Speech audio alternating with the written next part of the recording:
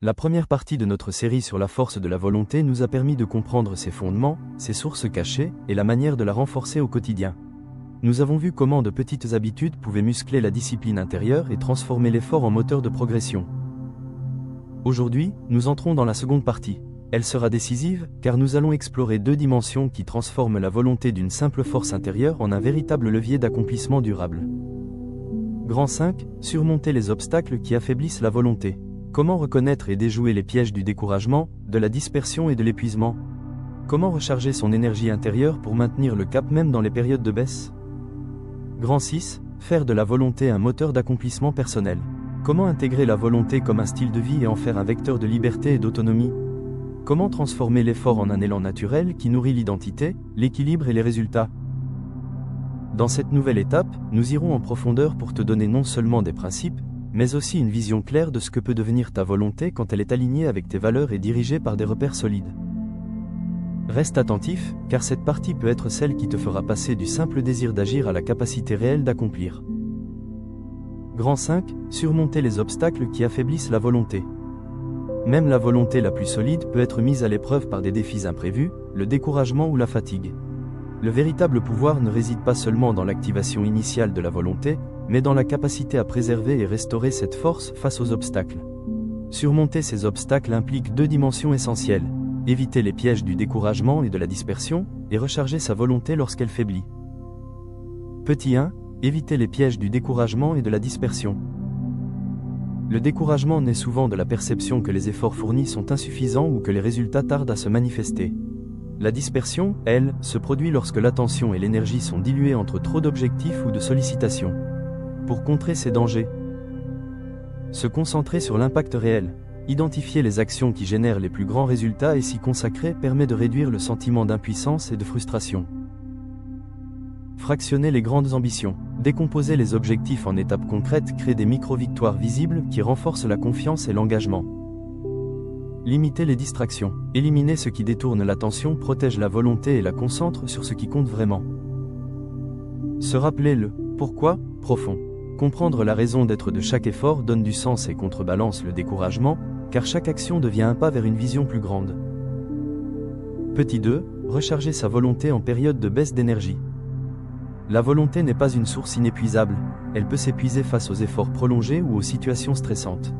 Savoir la recharger est crucial pour maintenir la constance et l'efficacité.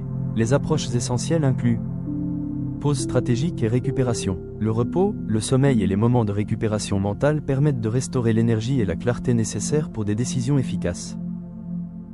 Pratique de recentrage. La méditation, les exercices respiratoires ou la réflexion structurée renforcent la résilience émotionnelle et mentale. Réévaluer et ajuster les priorités. Identifier ce qui est essentiel et réorganiser ses actions réduit la surcharge et préserve la volonté. Petite récompense et célébration. Reconnaître les efforts accomplis même partiellement stimule la motivation et redonne de l'énergie pour poursuivre. En somme, surmonter les obstacles qui affaiblissent la volonté ne consiste pas à se battre contre la fatigue ou la frustration de manière brute. Il s'agit d'un art de gestion de l'énergie, de la focalisation et du sens. Une volonté bien protégée et régulièrement rechargée devient résiliente, capable de naviguer à travers les défis sans se briser. Ainsi, chaque obstacle devient non pas un frein, mais une occasion de renforcer la structure de la volonté et de progresser avec constance vers ses objectifs, en transformant la résistance en moteur de croissance. Grand 6. Faire de la volonté un moteur d'accomplissement personnel. La volonté n'est pas simplement un outil ponctuel pour surmonter des obstacles ou atteindre un objectif précis. Lorsqu'elle est intégrée pleinement dans notre quotidien, elle devient un moteur durable d'accomplissement personnel, façonnant nos décisions, nos habitudes et notre trajectoire de vie. Elle devient un style de vie, un vecteur de liberté et d'autonomie, capable de transformer chaque action en opportunité de croissance. Petit 1. Intégrer la volonté comme style de vie. Adopter la volonté comme un style de vie signifie faire de chaque décision, chaque effort et chaque choix une manifestation consciente de notre discipline intérieure. Ce n'est plus un exercice ponctuel, mais une manière d'exister. Faire de la constance une habitude quotidienne. Même de petites actions répétées renforcent le contrôle sur soi et sur son environnement. Évaluer régulièrement ses engagements. Prendre des décisions conscientes sur ce qui mérite notre énergie protège la volonté et l'intègre dans notre mode de vie. Aligner actions et valeurs profondes. Les choix guidés par nos valeurs personnelles transforment la volonté en un vecteur de cohérence et de satisfaction durable. Petit 2, la volonté comme vecteur de liberté et d'autonomie.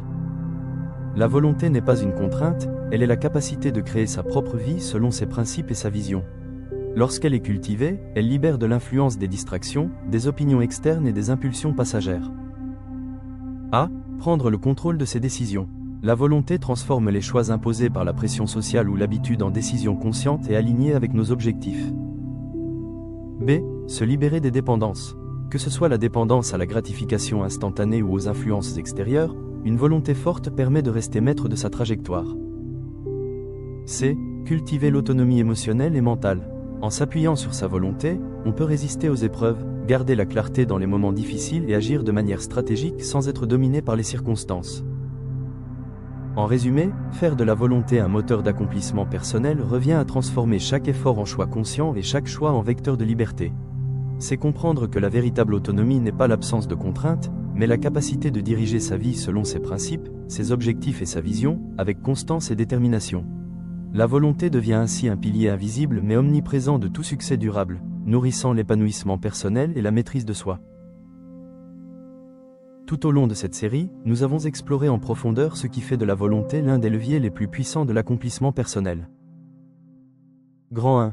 Comprendre la volonté. Nous avons vu que la volonté n'est pas une motivation passagère, mais une énergie profonde qui influence nos choix et notre persévérance. Grand 2.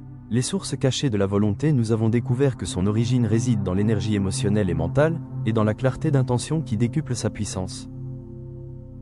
Grand 3. Comment renforcer sa volonté au quotidien? Nous avons appris que de petites habitudes régulières peuvent muscler la discipline intérieure et développer la tolérance à l'effort. Grand 4. Transformer la volonté en action durable. Nous avons compris comment passer de l'intention à l'exécution sans s'essouffler et construire un environnement qui soutient la volonté. Grand 5. Surmonter les obstacles qui affaiblissent la volonté. Nous avons abordé les pièges du découragement, de la dispersion et vu comment recharger sa volonté pour tenir dans les moments difficiles. Grand 6. Faire de la volonté un moteur d'accomplissement personnel. Enfin, nous avons vu comment intégrer la volonté comme un style de vie et la transformer en vecteur de liberté et d'autonomie. Tout ce parcours montre que la volonté n'est pas seulement une ressource à utiliser, mais un art de vivre, une force qui façonne la persévérance, la liberté et l'identité profonde. Comme le disait Jim Rohn, la discipline est le pont entre les objectifs et les accomplissements. Et selon Tony Robbins, ce sont nos décisions, et non nos conditions, qui déterminent notre destinée. Ces deux phrases résument parfaitement l'esprit de cette série. La volonté est ce pont qui relie ton intention à ton résultat, et ce sont tes décisions quotidiennes qui donnent forme à ta vie. Je t'invite à revoir et réécouter ces épisodes pour mieux intégrer ces principes. Abonne-toi, like, partage et active la cloche de notification pour ne rien manquer des prochains thèmes. Ensemble, continuons à bâtir un état d'esprit qui transforme tes intentions en réalisations concrètes.